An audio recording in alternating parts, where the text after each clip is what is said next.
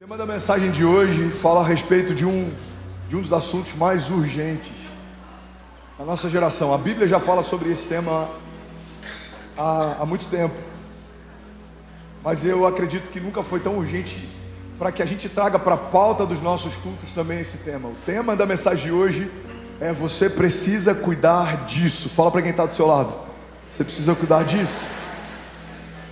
Quero falar sobre a nossa mente e como isso tem afetado pessoas nos dias de hoje. Eu tenho percebido, irmão, pastoreando há alguns anos, que cada vez mais pessoas têm parado na sua jornada de fé, têm se frustrado, têm desistido, não por conta da quantidade de fé que elas carregam, mas por conta da qualidade dos pensamentos que elas têm. A qualidade dos seus pensamentos, ela está diretamente ligada à sua construção. A qualidade dos seus pensamentos está diretamente ligada às suas ações, às suas motivações, ao seu caráter. É por isso que uma mentalidade forte, ela constrói uma história forte. Uma mentalidade saudável constrói uma história saudável, mas uma mentalidade doente, ela toma decisões doentes. E muitas vezes a gente acaba encarando algumas coisas como se fossem espirituais, quando na verdade não são. Porque para nós é mais fácil dizer que é um demônio do que assumir que é um problema de caráter. Para nós é mais fácil dizer que o inferno está furioso do que a gente assumir que a gente precisa mudar alguns pensamentos, a gente precisa ressignificar algumas coisas. Alguém está comigo? Diga amém. E é sobre isso que eu quero falar nessa manhã. Declaro com autoridade, diga: eu preciso cuidar disso. Eu não sei se é só no meu inia, mas eu estou ouvindo um chiado forte. Não é do teu baixo não, amigão? O meu inia está com um hammer absurdo aqui. Se o pessoal puder ver isso, por favor. Medo, ansiedade, necessidade de aprovação, a dependência emocional. Provérbios 4:23 diz: sobre tudo que se deve guardar, guarda o teu coração, porque dele procedem as fontes de vida. Quando a Bíblia fala sobre coração, irmão, a Bíblia não está falando necessariamente desse órgão, mas o significado de coração é diretamente ligado ao centro das nossas emoções. O nosso coração, ele é o centro dos nossos pensamentos. Quando a Bíblia fala sobre guardar o coração, está falando sobre o centro dos nossos sentimentos. Aquilo que você sente, aquilo que você pensa, acaba se tornando aquilo que você fala. E aquilo que você fala acaba te impulsionando e construindo aquilo que você faz. A verdade, igreja, é que os nossos passos sempre vão na direção dos nossos pensamentos mais fortes. Precisamos enxergar a vida como Deus enxerga, para que a gente comece a falar com ela como Deus fala. Precisamos enxergar milagres como Deus enxerga, para que a gente comece a falar sobre milagres como Deus fala. Precisamos enxergar futuro como Deus enxerga, para que a gente possa falar sobre o futuro como Deus fala. E é por isso que tão importante quanto a gente ser renovado em um culto, a gente precisa ter acesso à palavra, para que a gente seja também transformado. A Bíblia diz: transformai-vos pela renovação do vosso entendimento, para que você possa experimentar qual é a boa, agradável e perfeita vontade de Deus. Tem muita gente caminhando a partir de uma mentalidade de fuga. E qual que é o problema da mentalidade de fuga? É que ao invés de a gente construir o futuro, a gente está sempre tentando fugir ou dar uma resposta ao nosso passado. Os fugitivos, eles não estão preocupados em fazer algo novo, eles estão preocupados em dar uma resposta a algo velho. Os fugitivos não estão preocupados com a agenda de Deus para as próximas estações, eles estão preocupados em dar uma resposta a alguém que te feriu numa agenda passada. Os fugitivos, irmão, eles são como o povo no meio do deserto. Estavam tão preocupados em não voltarem para onde estavam, que não conseguiram acessar a terra prometida que estava diante de si. O problema de uma mentalidade de fuga é que ela não nos leva para um lugar de governo ou de conquista. A gente só está preocupado em fugir da crise, fugir do medo, fugir dos gigantes, fugir do deserto, fugir das tempestades. Mas o chamado que Deus tem para nós não é um chamado de fuga, mas é um chamado de governo e autoridade. Ou seja, você não vai fugir de tempestades porque você adquiriu a arte e a autoridade para governar sobre todas elas. Você não vai fugir de desertos, você vai governar em meio a eles. Você não vai fugir dos gigantes, você vai vencê-los. A Bíblia fala que quando o mar se fecha, quando os exércitos estão atrás do povo, Moisés ele age em fé e o mar se abre. A Bíblia diz que quando o gigante se levanta, Davi se posiciona e o gigante é abatido. A Bíblia diz que quando a fornalha é aquecida 7 vezes mais, os inimigos que tentam queimar os homens de Deus são queimados, mas os homens de Deus dançam no fogo. A Bíblia nos ensina em todo o tempo que não é sobre o cenário. E é por isso que eu não canso de dizer, irmão, que Deus está muito mais interessado em como nós estamos do que em como as coisas estão. Porque como você está afeta diretamente como as coisas estão. Abraão precisa escolher um lugar deserto ou um lugar que é cheio de vida, de flor, de água. Ele diz para o seu sobrinho, pode escolher. Minha mentalidade não é mais uma mentalidade de dependência natural, eu tenho uma mentalidade de dependência sobrenatural. Os cenários não me definem, os desertos não me limitam. Eu sei quem eu sou, eu sei em quem eu estou plantado, eu sei de onde vem meu socorro, eu sei de onde vem minha confiança. Alguém comigo aqui nessa manhã?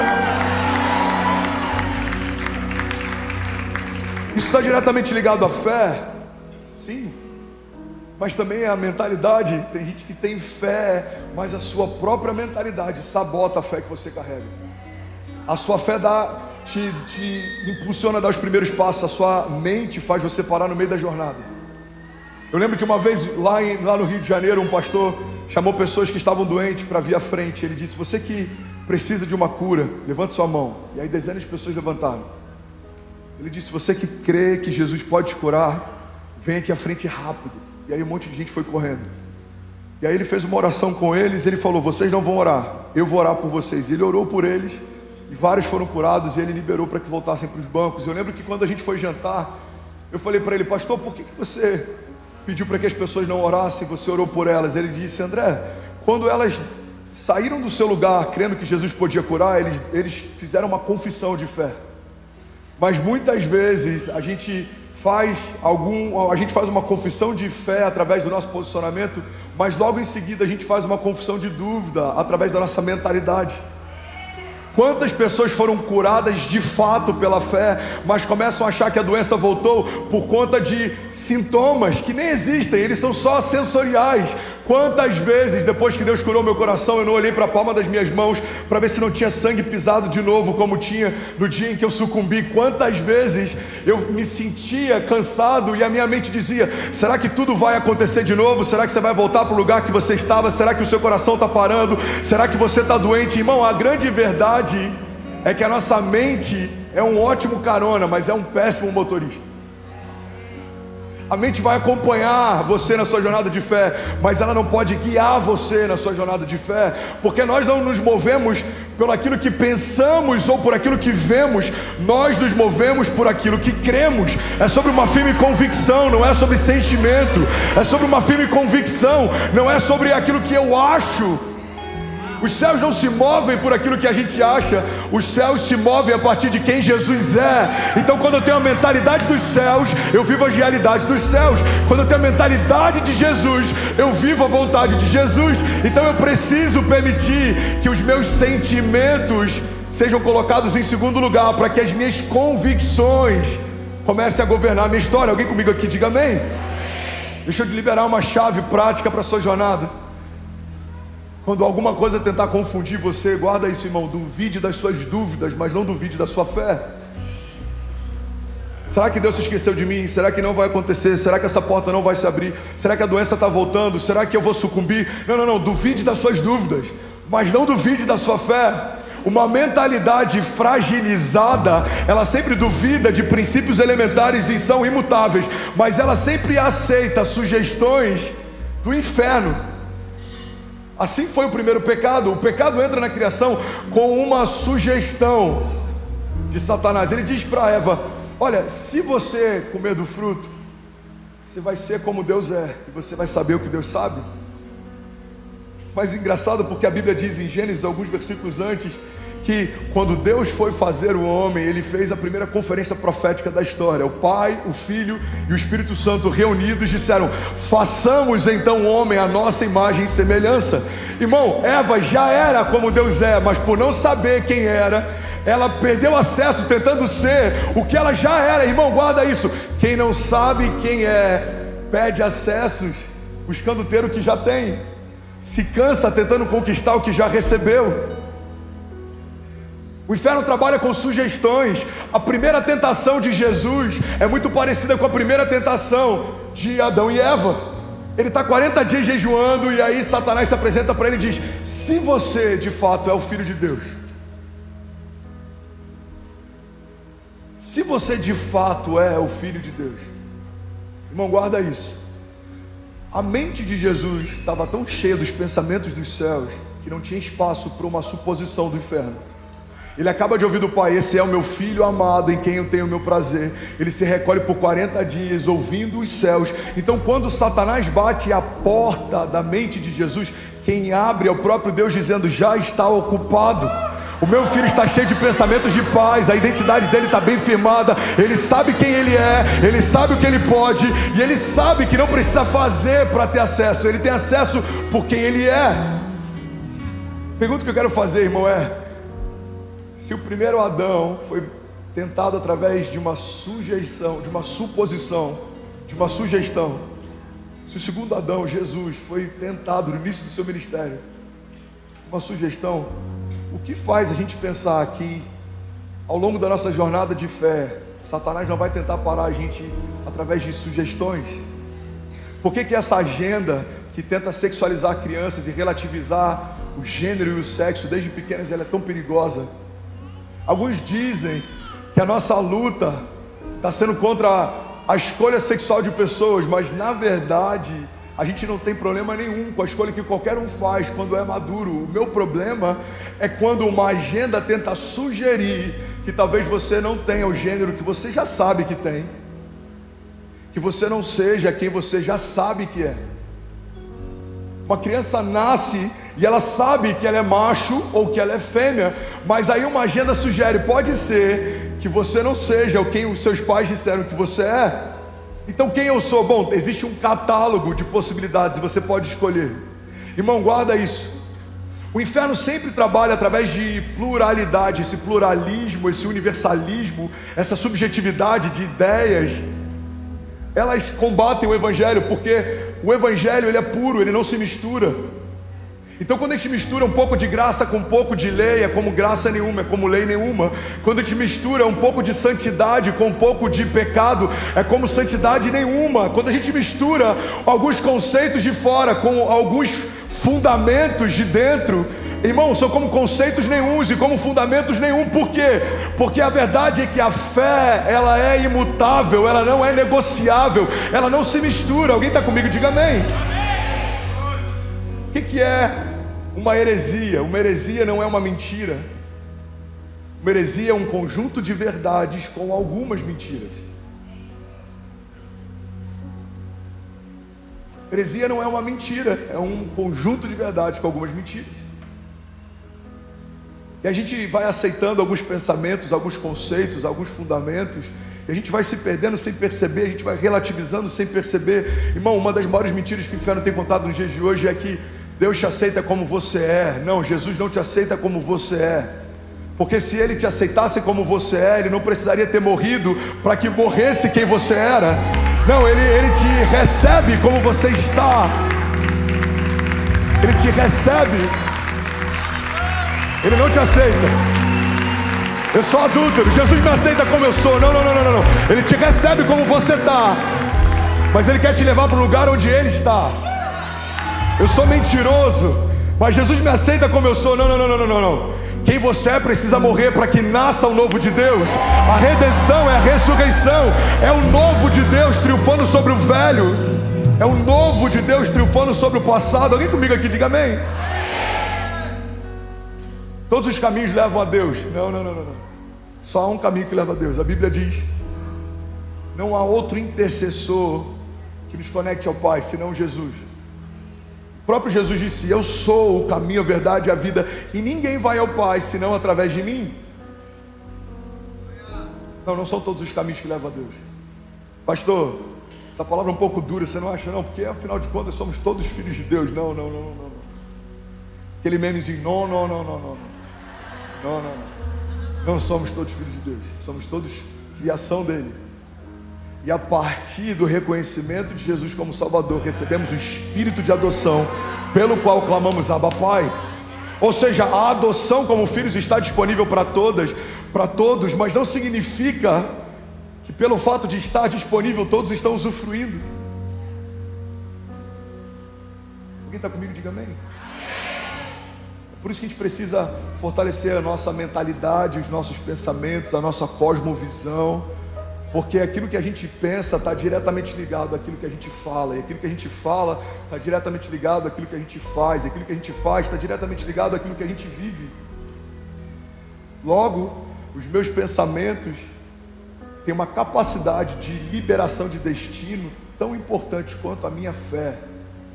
A Bíblia diz em Romanos: transformai-vos pela renovação do vosso entendimento, para que possam experimentar qual é a boa, agradável e perfeita vontade de Deus. A Bíblia deixa claro que a renovação do entendimento, da mentalidade, é uma condicional para experimentar a vontade de Deus. Irmão, olha para mim, a mente, ela é importante não só para termos uma conduta saudável, uma jornada constante, mas também para vivermos a plenitude dos planos de Deus. Uma mente sã consegue vencer a ansiedade, ela consegue lidar com medo, ela consegue suprir toda a carência de aprovação, ela consegue lidar com todo tipo de pensamento que não aponta para Deus. Mentalidade de fuga, como eu falei ainda há pouco, eu quero voltar para esse ponto. Ela faz a gente, ao invés de construir o futuro, a gente está sempre querendo dar uma resposta ao passado. A mentalidade ansiosa, ela se preocupa mais com gigantes que podem surgir do que com gigantes que já se levantaram. Tem tanta gente ansiosa com o final de 2023 que não está conseguindo enfrentar os gigantes que já se levantaram na metade do ano. Irmão, para de se preocupar com o que ainda não aconteceu e começa a enfrentar aquilo que já está acontecendo. Alguém comigo? Diga amém. Mentalidade de escassez. Eu conheci, na época que a gente tinha um escritório em Cabo Frio, alguns clientes que eram os clientes mais ricos da nossa carteira, mas alguns deles tinham a mentalidade mais escassa que eu já conheci. Eu lembro de um deles que era dono de uma rede de empresas. Eu não vou dar muitos detalhes para que ninguém da região sabe de quem eu estou falando, mas ele tem uma rede de empresas, ele tinha uma construtora gigante, ele tinha uma série de patrimônios, e esse homem, por algumas décadas, morou dentro de um quarto de uma pousada e tinha um carro velho, porque ele tinha medo de ficar pobre. Um dos maiores patrimônios que a gente já gerenciou fazia parte de um homem que tinha medo de ficar pobre. E sabe o que eu aprendi depois que eu me converti e a minha visão foi aberta? É que aquele homem tem medo de viver algo que ele já está vivendo e nem sabe. Ele tem medo de ser pobre, mas na verdade a mentalidade dele já é. Ele tem medo de perder algumas coisas, mas por medo de perder, ele já está perdendo. A mentalidade de escassez, ela é interessante porque muitas vezes ela está impregnada dentro da igreja. Pessoas apaixonadas por Jesus, que servem Jesus, que amam Jesus, mas que não conseguem viver a plenitude dos planos de Deus. Por quê?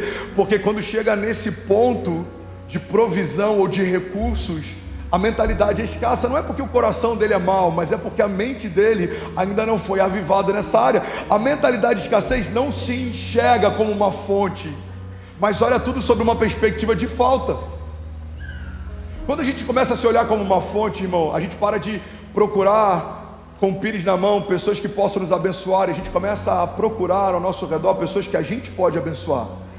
Por quê? Porque eu não sou mais alguém que depende de uma bênção, eu me tornei uma bênção. Eu não sou mais alguém que depende de fontes, eu me tornei uma fonte. A Bíblia diz que o generoso prosperará, e aquele que dá alívio a outros, alívio receberá. A Bíblia fala a todo tempo a respeito de uma mentalidade de transbordo, não de falta. Porque se não há falta no reino dos céus, não vai haver falta na minha casa também. Se não há falta no meu pai, não vai haver falta em mim também. Alguém está comigo? Diga amém. Isso não é porque a gente é mau, porque a nossa mentalidade ainda não foi renovada, transformada. Irmão, não faz sentido estarmos em uma igreja de Jesus e não caminharmos debaixo da mentalidade de Jesus. Não faz sentido estarmos numa igreja de Jesus e não carregarmos os pensamentos de Jesus. Pega essa chave, alguém está comigo? Diga amém.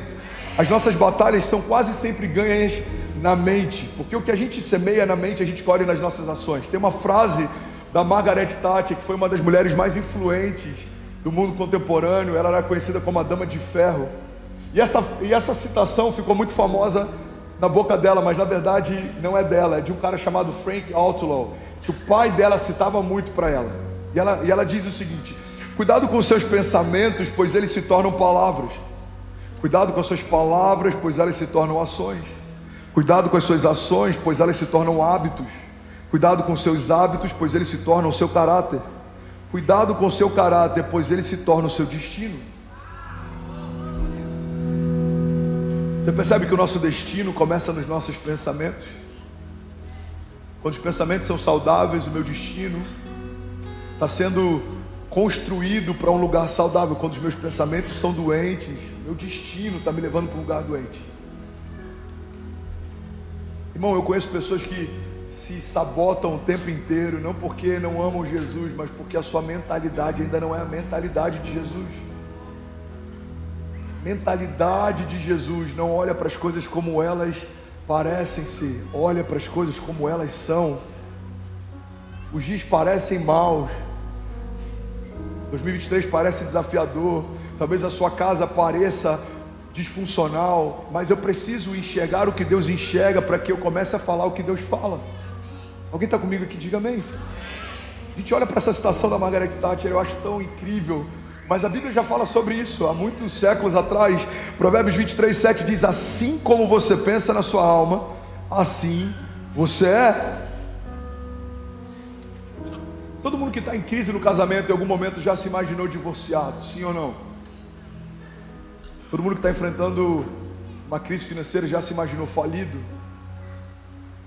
Todo mundo que está vivendo um momento talvez conturbado, com pensamentos de morte, já se imaginou tirando a sua própria vida? Irmão, guarda isso. O inferno, ele trabalha de uma forma tão sutil, através de sugestões, que uma coisa que no início parecia bizarra, depois de um tempo ela começa a não assustar tanto. Primeira vez que uma pessoa que entrou numa crise de casamento se imaginou falido, se imaginou divorciado, aquilo parecia surreal, mas depois de algum tempo aquilo já não assusta mais. É assim que o inferno faz. Coisas que no início nos assustavam, depois de um tempo começam a não assustar mais. Conversas que no início nos incomodavam, depois de um tempo começam a não incomodar mais. Princípios que no início pensar em quebrá-los nos preocupavam, depois de algum tempo quebrá-los não nos incomodam mais. É por isso que a Bíblia diz que sobre tudo que se deve guardar, guarda o teu coração, porque dele procedem as fontes de vida. Dá o mesmo trabalho o tempo que eu gasto me imaginando divorciado, do tempo que eu gasto me imaginando restaurado por Deus. Dá o mesmo trabalho o tempo que eu gasto me imaginando falido e o tempo que eu gasto imaginando a provisão sobrenatural de Deus. Dá o mesmo tempo que eu gasto imaginando o final da minha história, eu posso gastar imaginando o recomeço e uma nova história com Deus. Mas quando a minha mentalidade não está renovada, ao invés de falar o que eu quero viver, eu gasto tempo só falando o que eu estou vivendo. Irmão, o que você está vivendo, você já sabe. Agora, o que você vai viver é o que você precisa declarar. A mentalidade de Jesus não fala sobre as coisas só na perspectiva de como elas estão, mas a partir de uma perspectiva de como elas estarão. E é essa a loucura do Evangelho. Deus sempre nos trata como a gente vai se tornar, mas as pessoas só nos enxergam como a gente é. Então Deus olha para Davi e já enxerga Davi como um rei. As pessoas olham para Saul e acreditam que Saul é o rei. O confronto das perspectivas faz com que a gente perceba que aos olhos de Deus o trono de Saul estava vazio, aos olhos de Deus Davi já estava comissionado, mas quem olhava para o trono via Saul. Por isso que a gente não pode olhar as coisas pela nossa perspectiva. Deus não vê como o homem vê, irmão. Deus olha um menino e já enxerga como um príncipe. Deus olha um escravo e já enxerga como governador. Deus olha um homem velho e já o chama de pai de multidões. Deus olha para um pescador e já o enxerga como um apóstolo. Deus olha para um perseguidor da igreja e já enxerga como um homem que vai ter as maiores revelações da nova aliança. A pergunta é: como Deus enxerga você? Será que você tem se enxergado como Deus te enxerga? Ou você tem se enxergado como você se vê no espelho? Irmão, eu me vejo no espelho, eu vejo muitas debilidades, eu vejo muitos desafios, eu vejo desafios emocionais, eu vejo desafios de todos os tipos, de todas as ordens. É por isso que todo homem de Deus, quando foi comissionado por Deus, olhou para si e disse para Deus: Deus, não tem como. Quando Moisés recebe um comissionamento, ele diz: Senhor, mas quem sou eu? A resposta de Deus para Moisés é: eu estarei com você. Se a minha mentalidade busca em mim as qualidades para cumprir o meu destino profético, eu sempre vou acreditar que não vai acontecer. Mas quando a minha mentalidade busca em Deus as respostas para o meu destino profético, eu sei que já aconteceu. Por quê? Porque não é sobre mim, é sobre Ele. Não é sobre o que eu penso, é sobre o que Ele fala. Não é sobre o que eu acho, é sobre o que Ele diz. Alguém comigo diga amém. Mais de 7.000 pessoas online agora. Você pode celebrar o que Jesus está fazendo?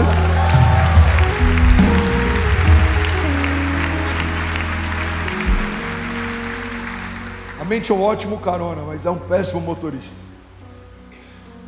Olha que interessante, irmão. 1 Coríntios 1:20 diz: onde está o sábio? Onde está o erudito? Onde está o questionador dessa era? Acaso não tornou Deus louca a sabedoria desse mundo? Visto que na sabedoria de Deus o mundo não o conheceu por meio da sabedoria humana, agradou a Deus salvar aqueles que creem por meio da loucura da pregação. Os judeus pedem sinais miraculosos, os gregos procuram por sabedoria. Nós, porém, pregamos a Cristo crucificado, o qual de fato é escândalo para os judeus e loucura para os gentios. Mas para os que foram chamados, tanto judeus como gregos, Cristo é o poder de Deus e a sabedoria de Deus. Porque a loucura de Deus é mais sábia do que a sabedoria humana, e a fraqueza de Deus é mais forte do que a força do homem. Irmãos, pensem no que vocês eram quando foram chamados. Poucos eram sábios segundo os padrões humanos, poucos eram poderosos, poucos eram de nobre nascimento, mas Deus escolheu as coisas loucas do mundo para envergonhar os sábios, e escolheu as coisas fracas do mundo para envergonhar as fortes. Ele escolheu as coisas insignificantes do mundo, as desprezadas e as que nada são, para reduzir a nada as que são, para que ninguém se vanglorie diante dele. Alguém pode dizer glória a Deus por isso? Irmão, pega isso. A Bíblia está dizendo que aquilo que Deus faz, a construção que Deus faz, a forma como Deus faz, se a gente tentar entender pela nossa mentalidade, é loucura, não faz sentido. Deus pega alguém pequeno e torna grande. Deus pega alguém improvável e torna um ícone na fé. Deus pega alguém que não tinha e coloca num lugar de governo. Deus pega alguém fracassado e dá para essa pessoa não só uma segunda chance, mas faz com que essa pessoa se torne um testemunho daquilo que Deus pode fazer com alguém completamente rendido a Ele. O que a Bíblia está dizendo é que nenhum de nós era de uma origem nobre ou tem uma sabedoria extraordinária. Mas por que Deus faz através de nós? Para confundir as coisas que são, para que a sabedoria do homem ela seja completamente contrariada pela forma como Deus faz. E se tem uma coisa que eu aprendi na minha jornada de fé, é que se eu me limito a confiar apenas naquilo que eu entendo de Deus, eu estou fadado a nunca confiar em Deus. Porque aquilo que Deus me chama para viver não faz sentido segundo uma perspectiva humana. Tem gente que é tão racional que não consegue viver milagres. Por quê? Pastor, eu só consigo me mover se eu entender. Então você não vai viver nada com Deus, porque aquilo que Deus faz confunde a sabedoria humana. Aquilo que Deus faz, Ele não precisa prestar contas antes de fazer. Deus não precisa nos provar que é Deus para fazer aquilo que só Deus faria. Quando Ele diz para Abraão que Ele quer fazer algo novo, Ele não diz como vai ser, Ele só diz o que Ele não quer mais que Abraão viva. Abraão, sai da sua terra, sai da sua parentela e vai para um lugar que eu te mostrarei. Quando Jesus chama Pedro, Ele não mostra todo o projeto, o trajeto, o plano, o itinerário, o mapa. Ele só fala: Pedro, se você largar tudo isso, eu vou te tornar um pescador de homens. Jesus, mas o que significa isso? Vem, que no caminho eu te explico. Quando Ele fala com Saulo no caminho de Damasco, a pergunta dele é: por que me persegues? Saulo, por que me persegues? Esse cara não tinha ideia do que ele viveria com Jesus. Ele não tinha ideia do que ele viveria em Deus. E assim são os nossos maiores milagres. Assim é o nosso maior romper. Guarda isso, irmão. Se você só se mover por aquilo que você entende, você está fadado a nunca mais viver milagres. Porque os milagres confundem a sabedoria humana, mas eles apontam para a glória de Deus. Explica uma igreja como a nossa, vivendo o que a gente vive. Tem pessoas que ainda estão tentando mapear, entender qual que foi a estratégia que a gente usou. Irmão, não é sobre estratégia, é sobre uma palavra. Jesus nos mostrou algo e a gente decidiu caminhar segundo os pensamentos dele, não segundo os nossos. Os nossos pensamentos em todo momento dizem: é grande demais, é caro demais, é rápido demais, é pesado demais. Mas os pensamentos de Deus a respeito dessa obra é: sou eu quem faço, sou eu quem pago, sou eu quem opero, sou eu quem sustento, sou eu quem sopro, sou eu quem falo, sou eu que inspiro. É sobre mim, não é sobre você. Alguém está comigo aqui? Diga amém.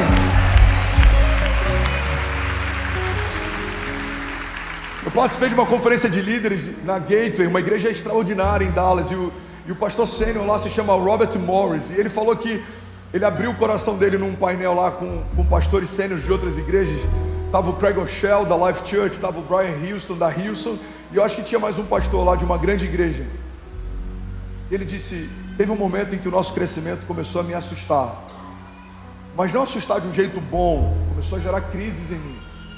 E eu lembro que um dia no meu secreto eu questionei a Deus, eu disse: Deus, é loucura o que está acontecendo, isso é grande demais para mim. E Deus me respondeu: filho, sempre foi grande demais, mas sempre fui eu quem fiz.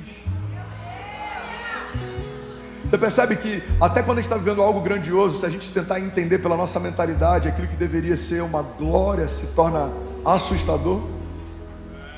Ele está liderando uma das maiores igrejas do planeta, uma das maiores captações do planeta, uma das maiores cases de aceleração do planeta, algo sobrenatural acontecendo.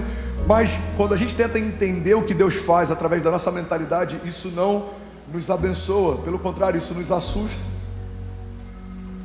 Imagina José governando no tempo de seca. Se ele olha para aquela oportunidade que ele recebeu de Deus, com a mentalidade dele, ele vai falar: meu Deus, eu vou errar. Se eu errar, todo mundo vai morrer de fome. Se eu fracassar, se eu tiver entendido errado, se eu não tiver revelado o sonho certo, todo mundo vai morrer. A história vai falar a respeito desse fracasso. Mas quando ele caminha debaixo de uma mentalidade de Deus, a grandiosidade não assusta. Por quê? Porque um Deus grande nos chamou para caminhar em grandeza. A grandeza para aqueles que estão em Jesus não é um problema, é uma graça. Todo homem de Deus, plantado nos sonhos de Deus, que se move por uma mentalidade de Deus, viveu algo extraordinário.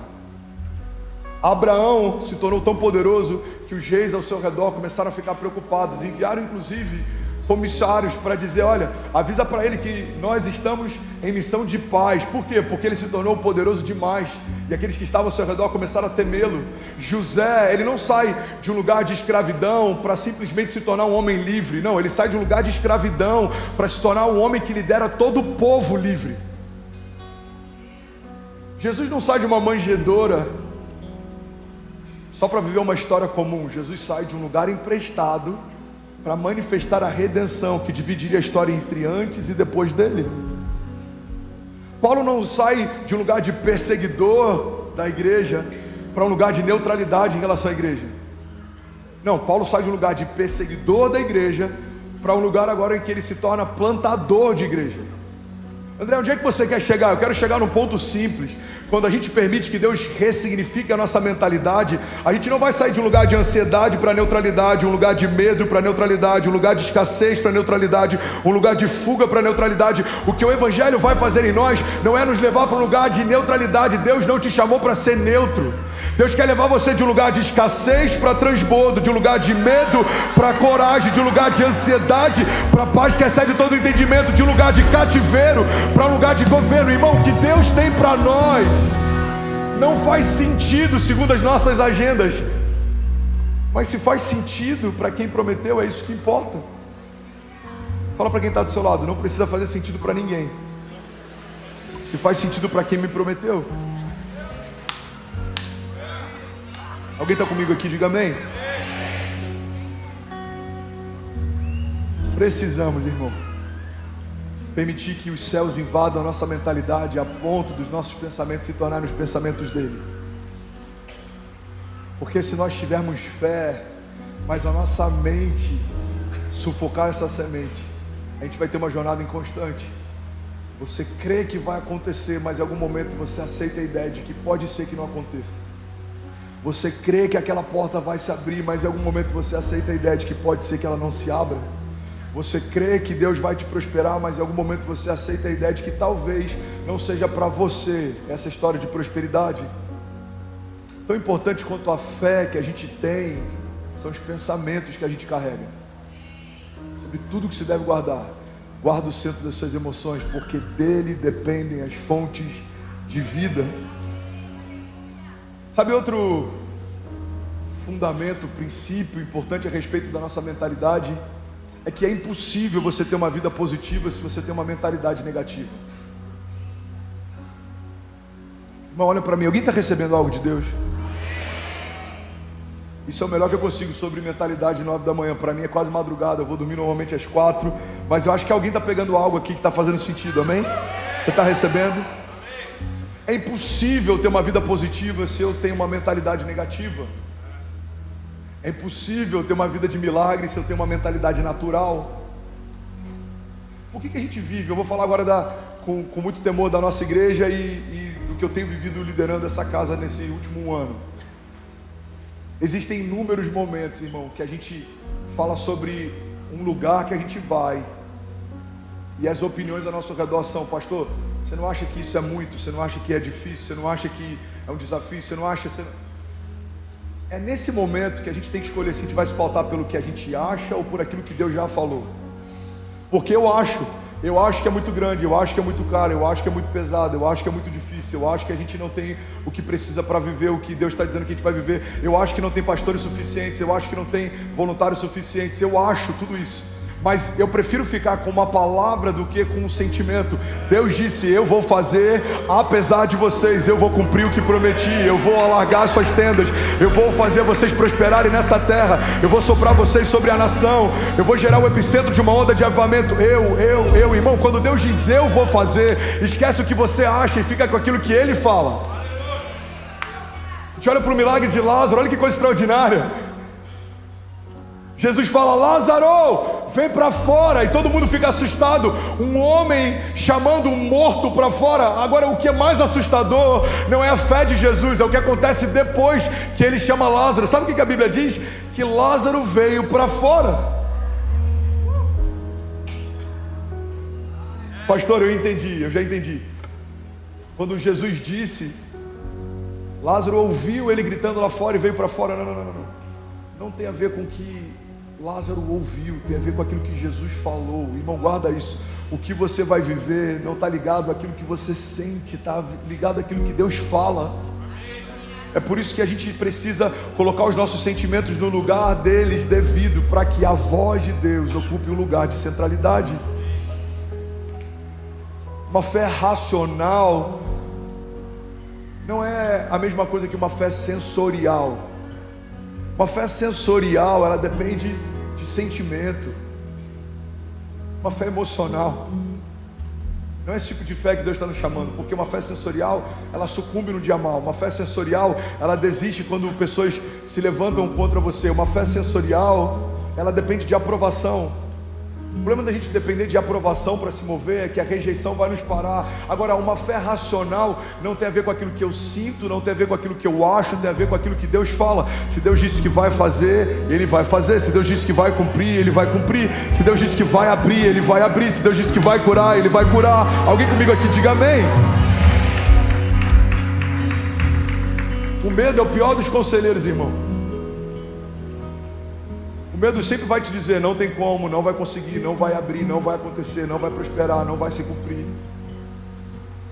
O medo é o pior dos conselheiros. Mas 2 Coríntios 5:7 diz: vivemos por fé e não por aquilo que vemos. O que é a fé, igreja? A fé é pensar o que Deus pensa e falar o que Deus fala. Eu estou diante de uma doença, como Deus pensa? Deus pensa a vida, eu vou falar a vida. Eu estou diante de uma crise, como Deus pensa? Deus pensa paz, eu vou falar paz. Eu estou diante dos meus inimigos, como que Deus pensa? Deus pensa em proteção, eu vou falar proteção. É por isso que eu amo citar alguns salmos e alguns versículos bíblicos que são exatamente para trazer para a minha mente o conceito dos céus. Podem 1000 cair ao meu lado, 10.000 à minha direita, eu não serei atingido. O salmista diz: mesmo que eu ande por um vale de sombras e morte, mal nenhum eu temerei, porque o Senhor está comigo, a sua vara e o seu cajado me consolam.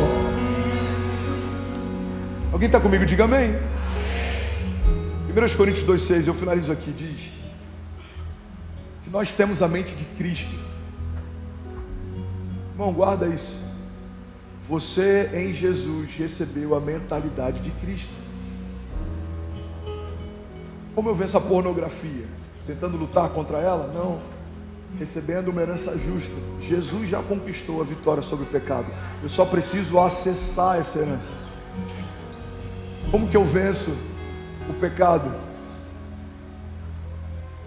Recebendo, usufruindo da vitória que Jesus já conquistou. Irmão, olha para mim, isso pode ser uma chave para alguém. Eu tenho muitos desafios, mas até o dia de hoje, 35 anos de idade, julho de 2023, até o dia de hoje, a ansiedade não tem me parado, porque eu aprendi alguns princípios e fundamentos que me ajudam a lidar com ela. Alguém gostaria de aprender sobre um deles? Diga amém. Quando eu tento vencer o pecado, quando eu tento vencer o inferno, quando eu tento vencer os desafios, eu sempre me coloco numa perspectiva em que a minha vitória vai depender da minha próxima batalha. Mas o conceito bíblico não está ligado ao que vai acontecer, está ligado ao que já aconteceu. A minha vitória não vai vir na próxima batalha. A minha vitória já veio há mais de 2000 anos atrás. Não é sobre o que eu vou vencer amanhã, é sobre o que Jesus já venceu ontem. Guarda isso, irmão. Por que vai ficar tudo bem? Não é por conta da minha performance atual, é por conta da performance final de Jesus. Não é porque nessa semana o André está sendo bom, é porque há mais de 2000 anos atrás, na cruz do Calvário, Jesus declarou mais uma vez que Ele é bom. Não é porque eu estou achando que eu vou conseguir. Não, é porque há mais de 2000 anos atrás, quando Ele declarou que nos daria a chave do reino dos céus, e aquilo que ligarmos na terra terá sido ligado nos céus, eu creio que pela fé nós já conseguimos. Não é porque eu vou vencer essa semana. Guarda isso, irmão. Muita gente está ansiosa porque acredita que a sua vitória está pautada na próxima batalha. É por isso que a batalha dessa semana, o desafio da terça-feira, a entrevista da quinta-feira, a pessoa que quer resolver um problema comigo na sexta-feira, me consome, me deixa tão ansioso, porque eu ainda acredito que a minha agenda está pautada no compromisso futuro, quando na verdade a garantia que nós temos está pautada em algo que Jesus fez há mais de 2000 anos atrás. Quando Jesus disse está consumado, nós precisamos crer e entender que já está consumado. Nada mais precisa ser feito. Tudo que precisava ser feito, Jesus já fez. Então o que eu preciso fazer? Caminhar debaixo dessa realidade, desse entendimento. Essa vai ser a melhor semana da minha vida. Por quê? Porque Deus continua sentado no seu trono, governando sobre toda a terra. Porque toda a terra está cheia da glória de Deus. Porque nenhum ouvido ouviu, nenhum olho viu outro Deus além do nosso, que trabalha para aqueles que nele confiam. Porque todas as coisas cooperam para o bem daqueles que amam a Deus. Irmão, tudo vai ficar bem. 2023 já é o melhor ano da minha vida. Por quê? Porque Deus não nos dá riquezas como o mundo dá. A riqueza do tipo de Deus não acrescenta dores. A paz que Ele tem para mim excede todo entendimento, porque Ele dá ordem aos seus anjos ao meu favor, e mesmo se eu tropeçar, eles me sustentarão.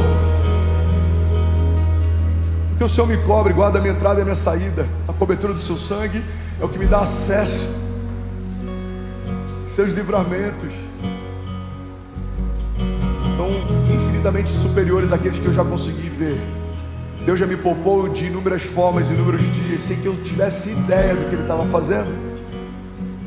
Então guarda isso. Você está comigo? Diga amém. Por que, pastor, que eu posso ter paz na certeza de que vai acontecer? Porque há mais de 2000 anos atrás Jesus já garantiu isso para você. Não é que você vai romper porque você é bom, não. Você vai romper porque existe uma palavra sobre todo filho de Deus que cumpre os princípios de Deus. Provérbios 11:25, generoso prosperará. Se você for generoso, você pode requisitar: Senhor, a tua palavra diz que o generoso prosperará. prosperarás. O Senhor está vendo a minha jornada, o Senhor está vendo tudo que eu tenho feito. Jesus, dentro do que eu posso, eu tenho sido o mais generoso possível, e eu anseio pela prosperidade que a tua palavra me garante. Não é mais uma ansiedade do tipo, vai acontecer, será que vai saber? Não. Senhor, eu continuo aguardando o cumprimento da tua promessa. O Senhor é fiel em todas as suas promessas.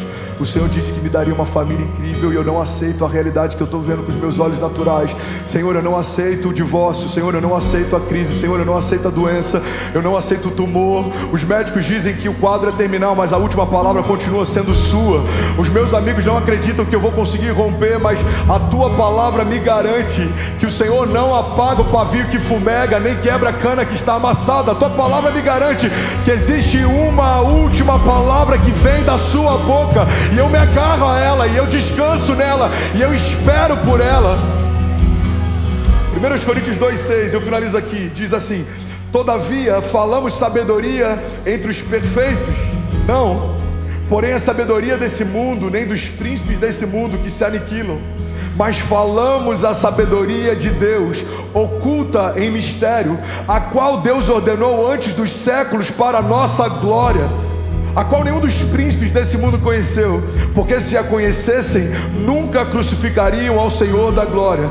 Mas como está escrito, as coisas que o olho não viu e o ouvido não ouviu e não subiram ao coração do homem, são as que Deus preparou para aqueles que o amam. Mas Deus nos revelou pelo seu Espírito, porque o Espírito penetra todas as coisas, ainda as profundezas de Deus. Porque qual dos homens sabe as coisas do homem, senão o Espírito do homem que nele está? Assim também ninguém sabe as coisas de Deus, senão o Espírito de Deus.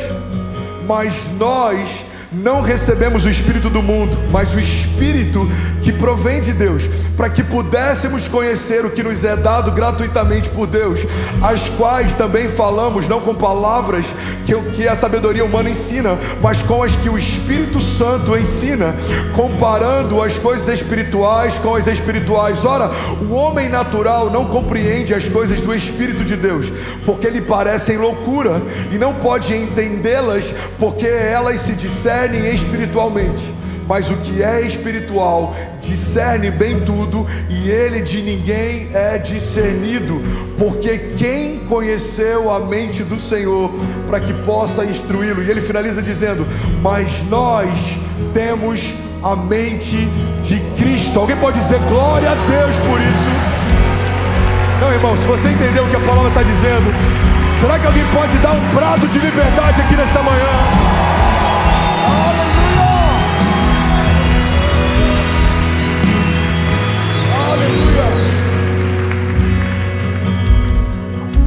Aleluia. Eu lembro de um pastor antigo, o seu Levi, ele dizia: o nosso coração é terra que ninguém anda. André, coração do homem é terra que ninguém anda. Olha o que a Bíblia está dizendo. Quem pode conhecer o homem, senão o Espírito do homem que nele está? Da mesma forma, quem pode conhecer e entender das coisas de Deus, senão o próprio Espírito de Deus? O que ele está dizendo é o seguinte: assim como o nosso Espírito sabe das nossas coisas, o Espírito de Deus sabe das coisas de Deus.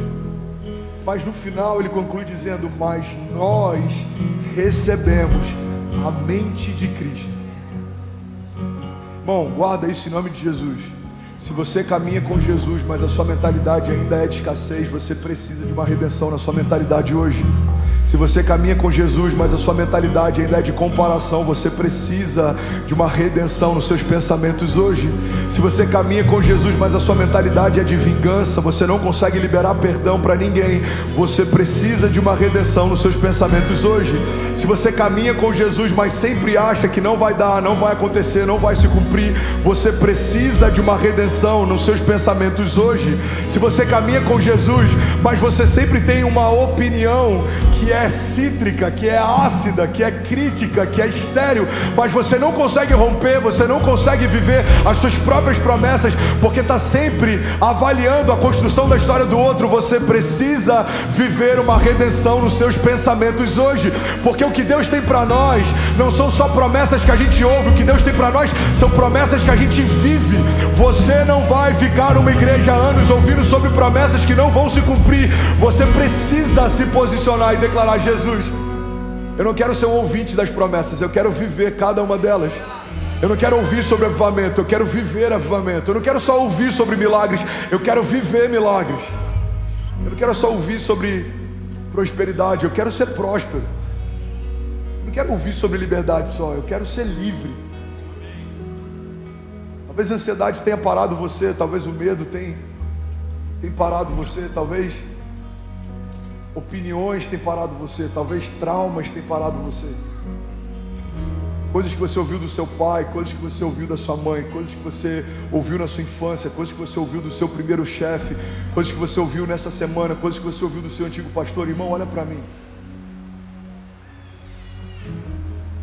Tudo isso é sentimento. Eu lembro que eu estava encorajando uma pessoa uma vez no gabinete. Ele falou: pastor, eu acredito em tudo que você está falando, mas eu ainda sinto medo. Eu falei: pois é, você sente medo, a gente sente, porque medo é um sentimento. Mas o que Deus diz a seu respeito não é um sentimento de Deus, é uma liberação de Deus. Não depende do que você sente. Se você crer e não duvidar, vai acontecer. Pastor, eu ainda sinto que o meu casamento está em crise. Pois é, um sentimento, mas a palavra de Deus diz: quando a gente parar de se mover pelo que sente e voltar a se mover pelo que Deus fala, a gente vai começar a romper como nunca antes. Alguém está comigo? Diga amém. E aí, tudo bem? Você acabou agora de assistir um vídeo. Se você ainda não está inscrito, já se inscreve também no nosso canal, ativa esse sininho aqui embaixo de notificação, e toda vez que eu fizer uma live ou estiver transmitindo uma mensagem ao vivo, você vai ser um dos primeiros a saber. Mas eu deixei mais 2 indicações aqui que eu espero que façam muito sentido para você. Então já aproveita e clica para assistir a próxima mensagem, beleza? Seja bem-vindo ao time de incendiários, e eu espero de verdade que essas mensagens mudem a sua vida como elas têm mudado a minha também. Até a próxima. Valeu!